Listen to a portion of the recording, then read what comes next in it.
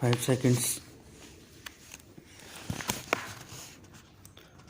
Bombay is a city with a cosmopolitan outlook, and it is a happy coincidence the discussions focusing attention on various aspects of science and technology which have a bearing on the welfare and well-being of society have been organized at this great metropolis. It is gratifying to see distinguished scientists from all over the world gathered together on the eve of the 19th birth anniversary of Pandit Jawaharlal Nehru. It is a fitting tribute to one of the greatest personalities of our times. As a student, I was inspired by his charisma and idealism. To those of my generation, he is symbolized the India of our dreams.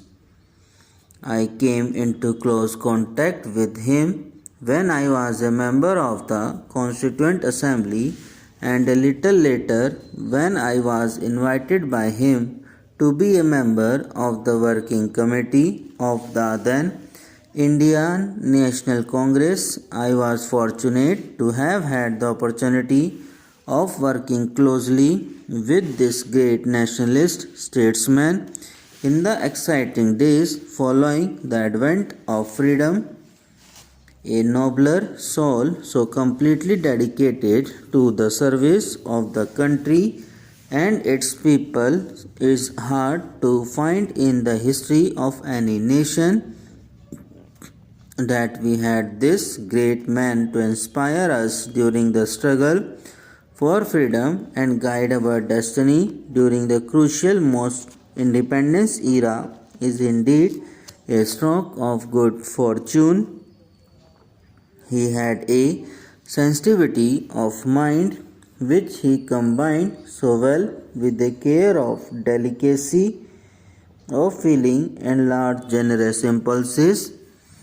He was impatient at times, but only because he wanted us to march faster towards the glorious future in which he believed.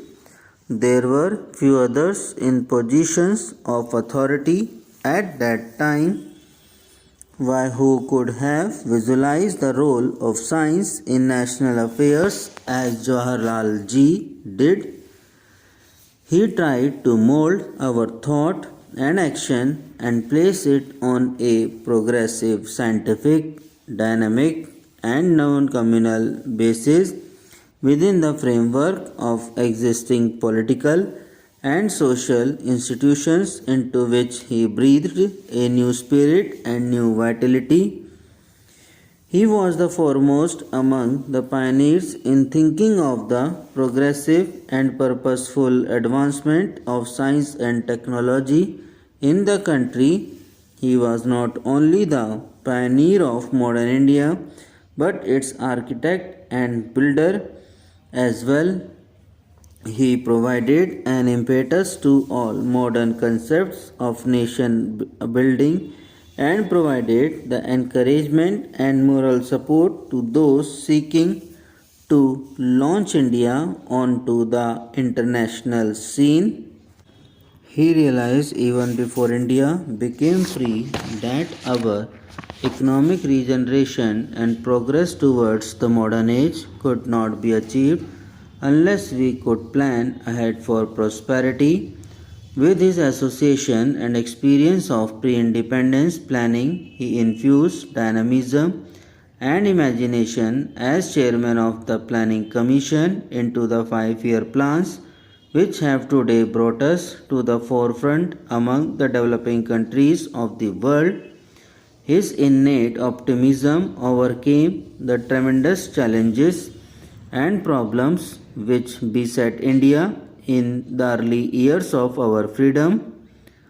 To him, planning was science in action in order to ensure that the benefits of planning would be spread far and wide over the Indian countryside. He laid the firm foundations of democracy in the political life of the country. Panditji's belief in an international approach to problems and his liberalism won for India a place of high honor in world councils. He believed that it was only through the transfer of science and technology on a mass scale into every aspect of life that we would be able to achieve the goals which we had set for ourselves. While appreciating the value and importance of nuclear energy, also realized that a thermonuclear war could easily destroy mankind and all moral values so dear to human hearts. It was only to avert this catastrophe that his lone voice could be heard so often at international forums pleading for the lessening of tensions and for the promotion of gradual and mutual understanding between the peoples of the world. He launched India into the modern age of advanced technology with an emphasis on basic heavy industries, including the heavy engineering and machine building industries, institutions for scientific research, and the development of energy resources. Having laid this foundation for prosperity, he sought to reach the accruing benefits to the people at large. He believed in the decentralization of industries. Such decentralization would scatter the benefits of industrialization throughout the country and in due course help to develop and support medium and small scale industries covering a wide spectrum of industrial activity expanding down to the village and cottage levels. There has been no greater champion of decentralization than Pandit Ji.